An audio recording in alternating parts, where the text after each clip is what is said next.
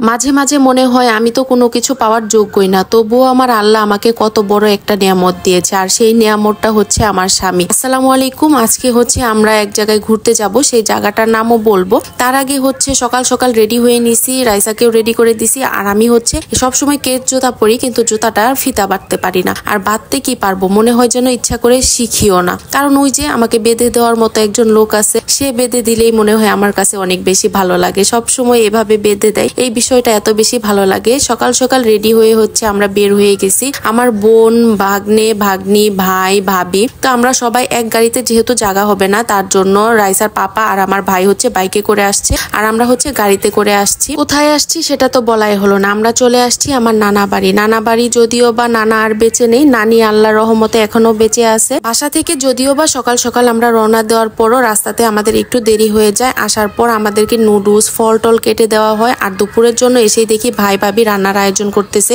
বেশ অনেক কিছু রান্না করছে। গরুর মাংস রোস্ট, মুরগির মাংস, চিংড়ি, রুই মাছের ভুনা, তারপরে ডিম, পোলাও, সাদা ভাত, অনেক কিছুর আয়োজন করা হয়েছে। তো এতগুলা খাবার তো আমরা খেয়ে শেষ করতে পারবো না, তারপর আস্তে ধীরে বসে বসে অনেকগুলা খাইছি আজকে। খাবারগুলা রান্না মাশাআল্লাহ অনেক মজাদার ছিল। নানা বাড়ি খাওয়া দাওয়া শেষ করে, ঘোরাঘুরি শেষ করে আমরা চলে আসলাম আমার মেজু বোনের বাসায়, মানে হচ্ছে আমার খালা বাড়িও, আবার হচ্ছে মেজু বোনের শ্বশুর বাড়িও। আমার মার হচ্ছে কোনো ভাই নাই, তারা হচ্ছে 4 বোন। নানি বাড়ি আর বোনের শ্বশুর বাড়ি যেহেতু কাছাকাছি, বিকেলের দিকে নানির বাড়ি ঘোরাঘুরি শেষ করে হচ্ছে বোনের বাড়ি চলে আসলাম। আজকে সকাল থেকে এত বেশি রোদ উঠছিল, যার জন্য একদমই ভালো লাগতেছিল না। মনে হইতেছিল আজকে ঘুরতে বের হয়ে মনে হয় ভুলই করলাম, কিন্তু বিকেল হওয়ার পরে মনে হচ্ছে একটু ঠান্ডা ঠান্ডা পড়লো। দুষ্টামি করে একবার রাইসা বুড়িকে বলা হয়েছিল এখানে সুইমিং পুল আছে, সে আসার পর থেকে এত পরিমাণ পাগল বানাইছে আমাকে যে সুইমিং পুলে গোসল করবে। অবশেষে আমার বোন মোটর ছেড়ে হচ্ছে ওকে গোসল করাই দেয়, ও ঘেমে একাকার হয়ে গেছিল। আমরা সবাই হচ্ছে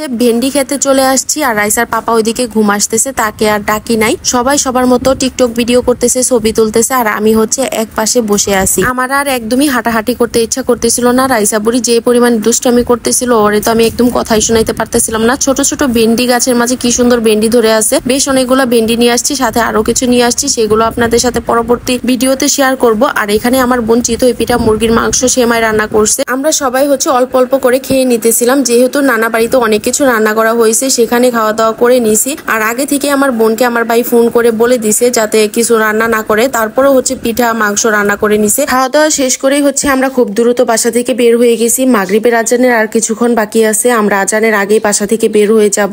এদিকে রাইসা বুড়ির তো খেলাধুলা শেষই হইতেছে না, দৌড়াদৌড়ি পারতেছে, তাকে জোর করে হচ্ছে নিয়ে আসলাম। আর গাড়িতে আসার পর একটা জিনিস এত বেশি ভালো লাগতেছিল, বুড়ি হচ্ছে মাথার মাঝে মুরুদ দিয়ে ওনাটাকে নাকের মাঝে ধরে রাখছে। বুড়ির নাকি কিসের গন্ধ লাগতেছিল, আর আমার কাছে এই বিষয়টা এত বেশি ভালো লাগতেছিল। পাকনা পাকনা কথা বলতেছিল, পুরাটা রাস্তায় হচ্ছে মাথার মাঝে এভাবে মুরুদ দিয়ে সে বাসায় আসছে, আর আমার কাছে দেখতেও অনেক বেশি ভালো লাগতেছিল, তাই একটু ভিডিও করে নিছিলাম। আর এই ছিল আজকে আমাদের ঘোরাঘুরির ভিডিও। ভিডিওটা কেমন লাগলো অবশ্যই জানাবেন, লাইক কমেন্ট শেয়ার করে দিবেন, পেজটাতে ফলো দিয়ে দিবেন, ইউটিউব চ্যানেল থেকে দেখে থাকলে চ্যানেলটা সাবস্ক্রাইব করে দিবেন। আল্লাহ হাফেজ।